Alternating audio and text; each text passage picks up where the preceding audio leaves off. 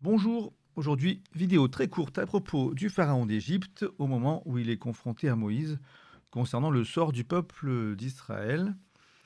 Et on va voir deux versets, il y en a d'autres qui mentionnent les termes que je vais évoquer, mais enfin on va dire qu'il y a deux versets principaux sur lesquels on va s'attarder. En Exode chapitre 7, verset 3 et 9, verset 12. Ce qui est dit là-dedans, ce sont des choses qui peuvent questionner sur la notion de libre arbitre qui est une des clés de voûte de plusieurs religions du livre, quoi. Ouais, enfin, en tout cas, dans la chrétienté et l'islam, le libre arbitre a une grande importance. Et l'idée, ce serait de le laisser à tout le monde, peut-être, je sais pas. En tout cas, il y a des textes qui semblent indiquer que c'est pas forcément toujours le cas, et des versions de la Bible que ça n'arrange pas, qui n'aiment pas ça, et qui modifient peut-être certains mots bibliques afin de coller à certains dogmes. Nous sommes sur la page wol.jw.org où on lit la traduction du Monde Nouveau, la Bible des témoins de Jéhovah. Elle est disponible en ligne gratuitement. Et on lit en Exode chapitre 7, verset 3.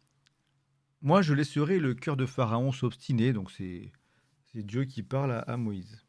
Et j'accomplirai de nombreux signes et de nombreux miracles en Égypte.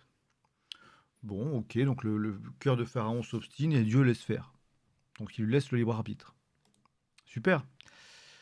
Sauf que si on va voir quelques autres versions de la Bible, c'est pas tout à fait ce qu'on lit.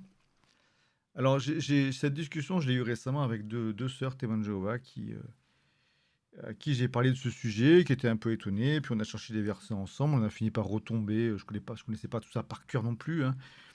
On a fini par retomber sur ces versets-là, mais bon, elles, elles avaient leur version de la Bible qui parlait comme je viens de le lire. Et je leur ai dit: «Ah, attendez, on va quand même aller voir chez Louis II». Puis à ce moment-là, il y en a une qui dit: «Ah oui, oui, Louis II, c'est une bonne traduction, on va voir». Et boum, ça la contredisait. Et je dis: «OK, très bien, bon, on va en voir d'autres». J'ai évoqué la version du roi Jacques, la King James Bible chez les anglophones. Et là, l'autre sœur a dit: «Ah oui, c'est une bonne version». Et là, pareil, ça disait l'inverse que ce que disait leur version. Donc c'est un peu compliqué, désolé pour elle. Mais qu'est-ce qu'on lit dans la Bible? Louis II, qui était, alors je sais plus, à une époque, les témoins de Jéhovah, d'avoir leur propre traduction, ils utilisaient la Darby ou la Second, je crois, je sais plus, peut-être la Darby.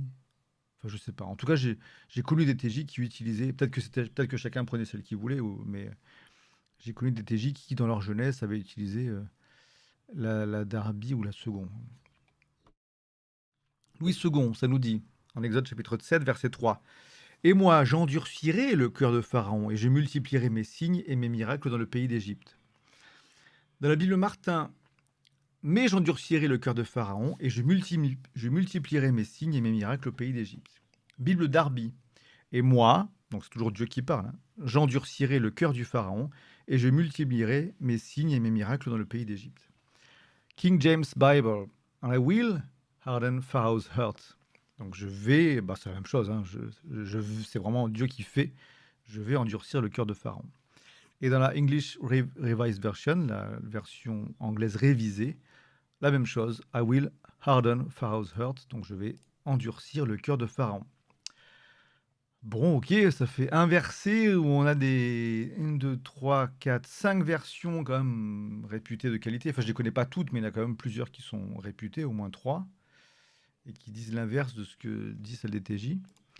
On peut voir en Exode chapitre 9, verset 12, on y lit dans la version TJ: Mais Jéhovah laissa le cœur de Pharaon s'obstiner, il n'écouta pas Moïse et Aaron, comme Jéhovah l'avait dit à Moïse. Donc on a la même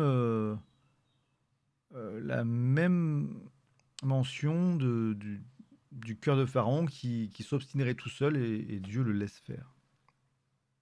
Ok, on va voir ce que disent les autres traductions. Exode chapitre 9, verset 12 dans la Louis II. L'Éternel endurcit le cœur de Pharaon, et Pharaon n'écouta point Moïse et Aaron, selon ce que l'Éternel avait dit à Moïse. Donc on est bien sur une prophétie auto-réalisée par Dieu. Bible Martin: et l'Éternel endurcit le cœur de Pharaon, et il ne les écouta point, selon que l'Éternel en avait parlé à Moïse. Bible Darby: et l'Éternel endurcit le cœur du Pharaon, et il ne les écouta pas, comme l'Éternel avait dit à Moïse. Et pareil dans les deux versions anglaises. The Lord hardened the heart of Pharaoh. Et on est dans les deux cas, on a la même chose. Donc, ce qui signifie, enfin, c'est une traduction directe de l'équivalent direct de ce qu'on a au-dessus. Bon, c'était une manière pour Dieu de prendre Pharaon pour exemple, quoi, de faire un exemple, comme on dit dans certains milieux parfois mafieux ou autres. C'est pas très glorieux. J'ai pas grand-chose de plus à en dire, donc je pense que je vais m'arrêter là. Dites-moi ce que vous en pensez, mais je trouve ça un peu étrange qu'une version d'une traduction de la Bible soit en désaccord avec autant d'autres traductions. Je veux bien que les TG soient persuadés que leur version est la meilleure, mais pourquoi sur un truc aussi simple, il y aurait tant de divergences avec tant de traductions? Je veux dire, c'est à la fois une différence avec beaucoup d'autres versions et une différence extrême quand on dit l'inverse. Enfin, l'inverse. C'est pas proprement parler l'inverse, mais c'est extrêmement différent et ça a une grande importance au niveau dogmatique derrière ensuite. Rien de plus à dire là-dessus. À une prochaine vidéo. Au revoir.